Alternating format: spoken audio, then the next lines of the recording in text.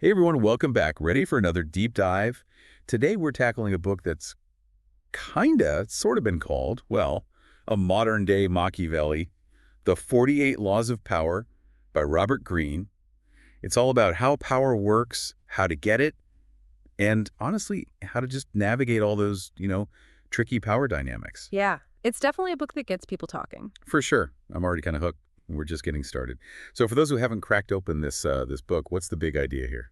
Well, Green's argument is that power dynamics are everywhere, and they're not always obvious. He basically lays out 48 different laws, almost like I don't know, a playbook for understanding and using power in different situations. Oh, interesting. A playbook, huh? So it's like less theory and more like actionable advice. Yeah, definitely more practical. Green Yeah. pulls from history, philosophy, and even psychology.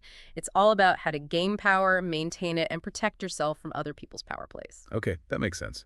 But 48 laws, that's a lot to unpack. What are some of the most juicy ones, the ones that really get you thinking? Okay, well, one that always sticks with me is never outshine the master. You might think it's all about being the best, right? But Green argues that, especially when you're dealing with someone in a position of authority, it's smarter to make them feel secure, not threatened. Oh, that's interesting. So it's almost like a strategy to not make your boss feel intimidated.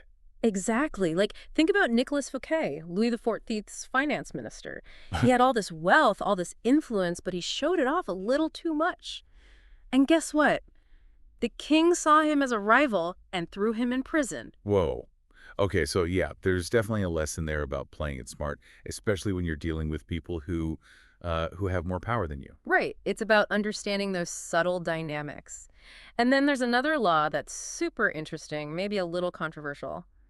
Never put too much trust in friends. Wait, really? That's a law of power. Yep. Green argues that sometimes your rivals, even your enemies, can be more predictable than your friends. Friends, well, they have emotions, personal agendas, things change. But someone who hasn't proven their loyalty to you, their motivations are usually a lot clearer. I never thought of it like that. It's kind of cynical, but it also makes sense. It is, but Green isn't saying don't have friends. It's more about recognizing that when power is involved, you have to be careful about who you trust. Look at Michael III of the Byzantine Empire. His best friend, Basil I, ended up betraying and assassinating him. Yikes. Okay, that's a pretty good argument for, I guess, being a little more discerning about who you let into your inner circle. Definitely. And it kind of ties into another law, conceal your intentions. This one gets into the psychology of power. Green's point is that if you keep your true plans hidden, you have the element of surprise. It's like a strategic advantage. Ooh, like a master chess player, always a few moves ahead. Exactly. And Green uses Otto von Bismarck as an example. Bismarck wanted to unify Germany, but he was super careful about hiding his true intentions. It let him outmaneuver all his rivals. Yeah, okay, so we're seeing a pattern here. It's about being strategic, thinking long term, not just about raw power, right? Absolutely. And this leads to another big theme in the book, reputation. Green argues that your reputation is a huge asset when it comes to power. You have to manage it carefully. Yeah, your reputation is basically what other people think of you. Right, And that can really affect how much influence you have. right. Think about it. If people see you as trustworthy, competent, powerful, you're going to have a lot more sway than someone with a bad reputation. That's true. So it's not just about what you do, it's also about how you're perceived. Exactly. Green encourages us to be mindful of the image we project, to cultivate a reputation that supports our goals. So there's a lot of self-awareness involved in this whole power Yeah. thing. It's not just about dominating other people, it's also about, I guess, mastering yourself. I think that's a great way to put it. And this leads to another really interesting law. Be like water. Green argues that being adaptable, flexible, unpredictable, that's crucial for navigating the ever-changing world of power. Okay, I've heard that phrase before, be like water. But what does it actually mean in this context? It means being able to adjust to new situations, to go with the flow, to not be rigid in your thinking. Like, think about successful entrepreneurs. They're always adapting, pivoting their strategies to stay ahead of the curve. Hmm. Yeah, they don't get stuck in old ways of doing things. They're always evolving. Right. They're like water. They can flow around obstacles and find a new path. But here's the thing. Even if you're mastering all these laws, there's one more that Green emphasizes: knowing when to quit. Wait, hold on.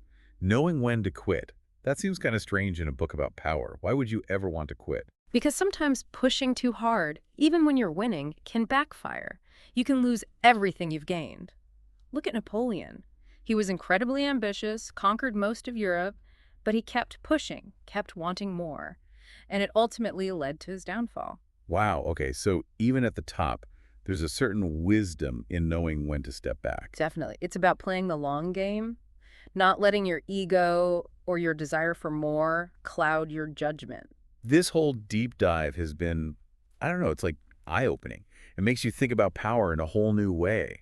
I guess the big question is power inherently a good or bad thing? Or is it just a tool? I think that's exactly the question Green wants us to ask ourselves. Yeah. The 48 Laws of Power gives us a framework, but it's up to us to decide how we use this knowledge. So is it a guidebook for, like, ruthless ambition? Or is it more about, I don't know, self-awareness and strategic thinking? Yeah. I guess everyone has to decide for themselves. Exactly. There's a lot of debate about the ethics of some of these laws, and that's a valid conversation to have. I think the best thing listeners can do is, check out the 48 Laws of Power for themselves. See what they think, figure out which laws resonate with them, and which ones maybe make them uncomfortable. It's definitely a book that sparks a lot of debate. I agree. And it's a debate worth having because power dynamics are all around us. Understanding them can help us navigate the world more effectively, whether it's in our careers, our relationships, or even just in our everyday lives. Totally.